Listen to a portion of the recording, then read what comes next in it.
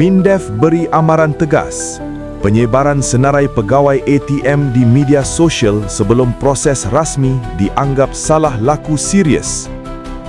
Kementerian Pertahanan menegaskan tindakan segelintir pihak menyebarkan naratif spekulatif mengenai pelantikan strategik Angkatan Tentera Malaysia menjejaskan kredibiliti sistem pertahanan negara. Menurut kenyataan rasmi, perbuatan mengedarkan senarai nama pegawai kanan ATM bukan sahaja membuka ruang kepada persepsi negatif, malah berpotensi menjejaskan moral pegawai serta mengganggu rantaian perintah.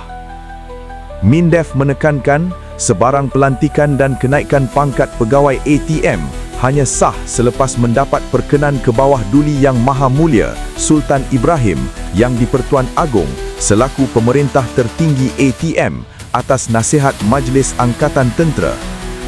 Kementerian mengingatkan orang ramai supaya tidak terpedaya dengan maklumat tidak sahih di media sosial. MINDEF menegaskan disiplin dan kredibiliti ATM mesti dipelihara demi keselamatan serta kedaulatan negara. MINDEF turut memberi amaran bahawa penyebaran terbuka maklumat sulit atau dalaman boleh mengancam keselamatan maklumat dan kedaulatan negara.